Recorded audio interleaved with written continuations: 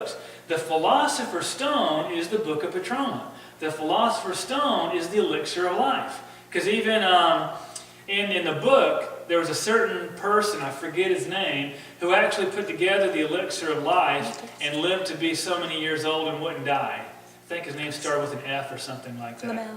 Flamel. Nicholas Flamel. And he actually found and was able to put together the elixir of life, which is the Philosopher's Stone, which is the Book of Petroma, which is the Egyptian Ankh. They're all just called different names, which is the Tree of Life, which says you can come to truth by more ways than one truth. That is the essence of the Philosopher's Stone. A major component of real life religion, Gnosticism, is something called alchemy. Alchemy.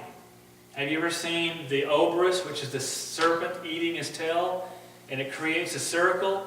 And what it represents is that you die and you're reborn, and you die and you're reborn, and you do that multiple times until you get it right. And one day we're all going to get it right. You just might have to go through it a lot more times than I do. And recently, so 2 or 3 years ago, there was a movie out, and it was pretty popular, and it was called The Tree of Life. And the whole philosophy of the Tree of Life was this guy had been born, died, reborn, died, reborn, died, reborn, died multiple times, and he finally got it. And he was able to be enlightened.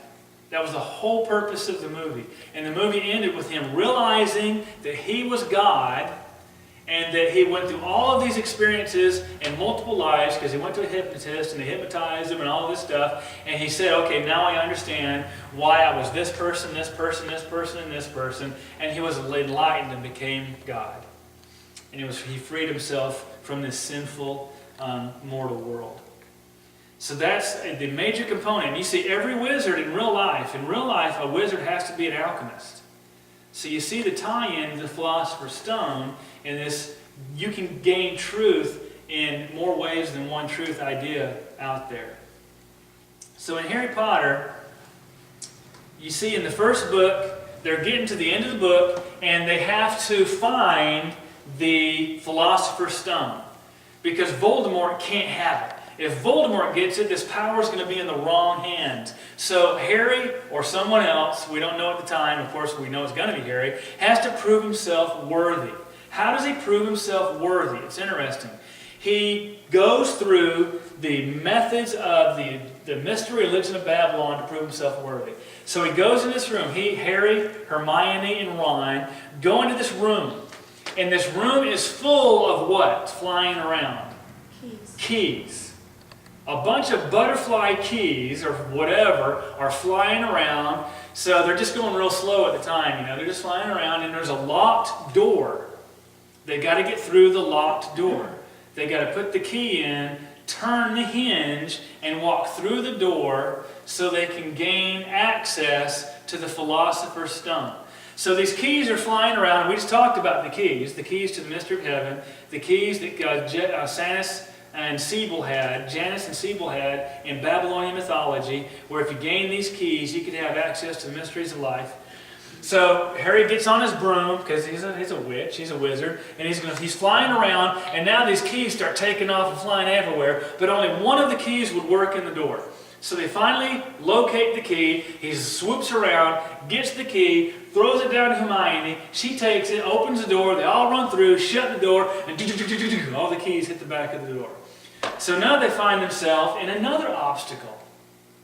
And they have to go through a potions obstacle, they have to go through a weeds obstacle, they have to play chess and go through another obstacle. But there comes to a point where Ron gets hurt, and Ron and Hermione get separated from Harry.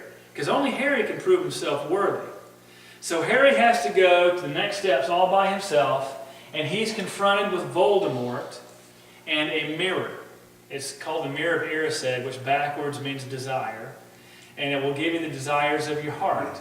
So Voldemort can't get it because his motives aren't pure.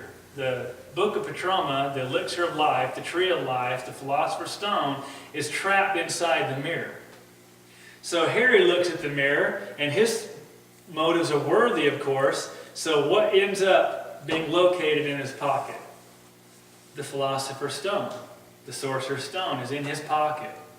and he becomes the holder of the philosopher's stone. Now, it's just a mirror image of the mystery religion of Babylon. The turner of the hinge, the keys, going... See, we don't earn our way to truth by going through challenges and proving ourselves worthy.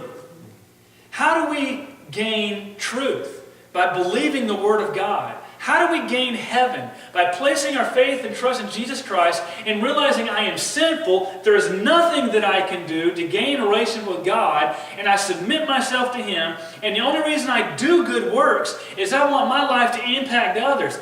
I don't gain access to enlightenment. I don't gain access to whatever heaven is because I prove myself worthy by going through certain mysteries. And we have a whole generation who has grown up who believes the way that you get to heaven, the way that you get to enlightenment, and the way you get to truth is by proving yourself worthy. And that is totally opposite from the Bible.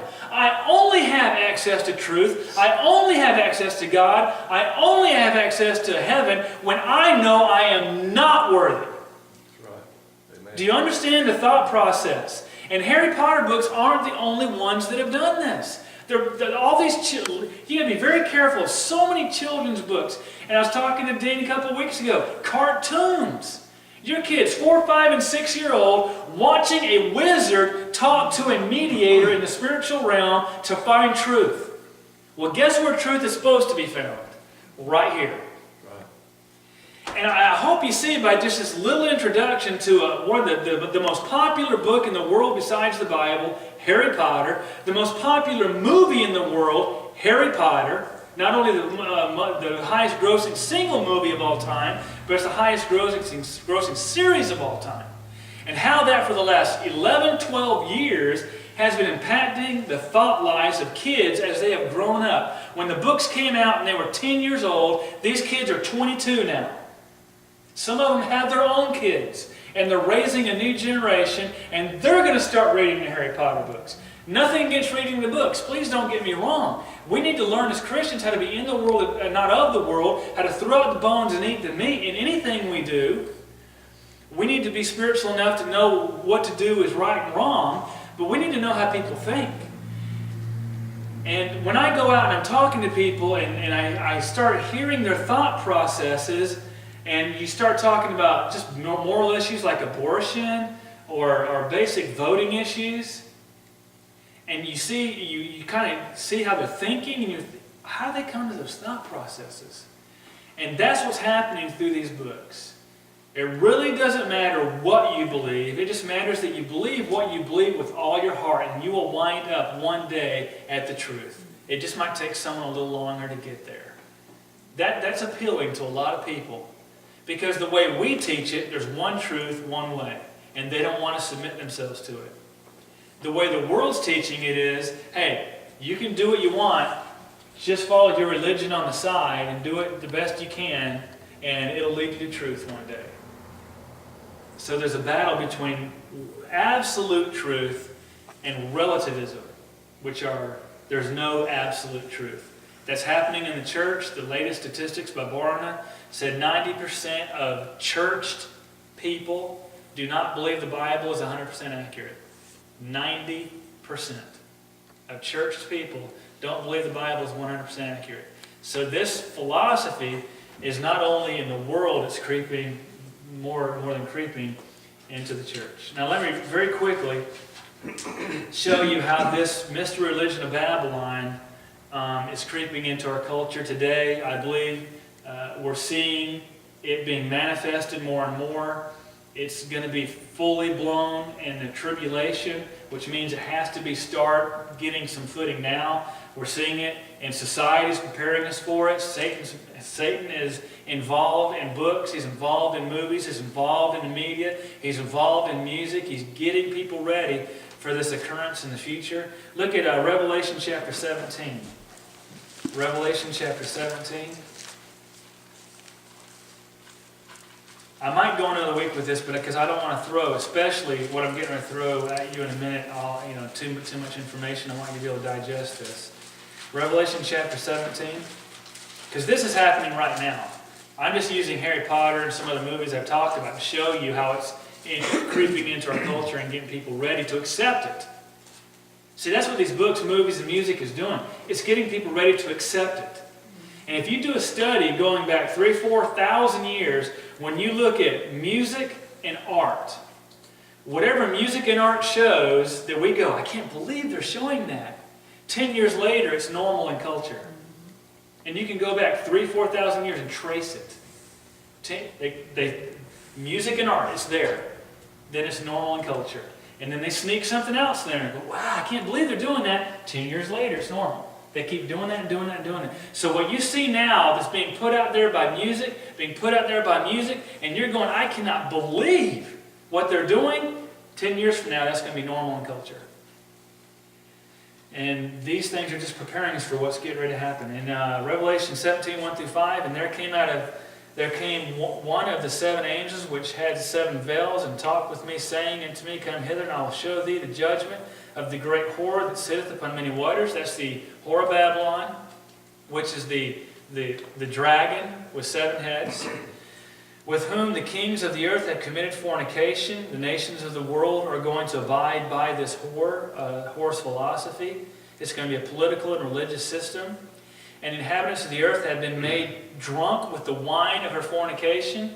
Read Revelation 3 and the Laodicean church. And the Bible says the Laodicean church was the church of today in our world, is poor, blind, naked, and miserable. And it says it needs eye salve and help and doesn't even know it.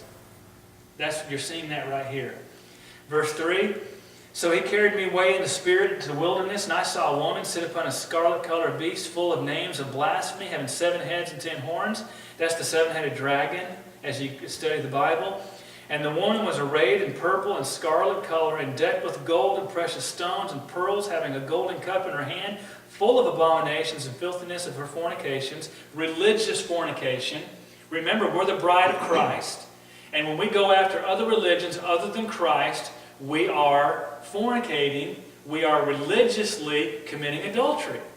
That's what that is talking about. And the woman, in verse 5, and upon her forehead was the name written, Mystery Babylon the Great, the mother of harlots and abominations of the earth. That is the religion that goes all the way back to Nimrod, the first head of the 7-headed dragon. We are in the 7-headed dragon right now, and in the tribulation, the 7 heads of the dragon are going to all be conglomerated into an 8th head. We're going to look at that in just a minute. I'm going to finish this next week. I don't want to throw too much at you because I want you to get it.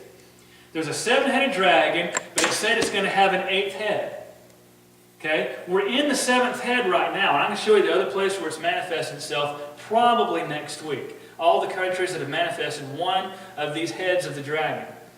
What I mean by that is, the College of Cardinals, the Pontiff Maximus, the Vestal Virgins or Nuns, the prayers to the dead, which are the patron saints, and all of that, you can trace every one of those situations through history in world cultures up until today, all the way back to Babylon. You can trace it all the way through. You can see where this mystery religion of Babylon has stayed alive ever since Babylon, and it's going to get stronger in the tribulation as this political and religious system rules the world and tries to rise up against Jesus again.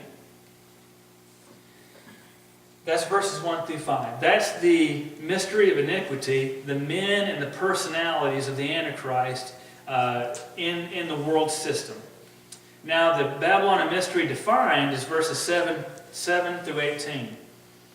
And the angel said unto me, Wherefore didst thou marvel? I will tell thee the mystery of the woman and of the beast that carried her. Remember, she's one of the 7 mysteries. I taught God in the flesh, Christ in you, Christ in the church, the rapture of the church, the restoration of Israel, the mystery of iniquity, and the whore of Babylon. The whore of Babylon and the mystery of iniquity are directly tied together. And he says, I will show you the mystery of the woman and of the beast that carried her, which hath the 7 heads and 10 horns. Okay? The 7 heads has been the religious system. The 10 horns is going to be the political system. The world in the future is going to have a 10-nation commonwealth that's going to rule the world. That's the 10 horns. Okay? The 7 heads of the dragon is going to be the religious system, the whore of Babylon, that's going to rule basically the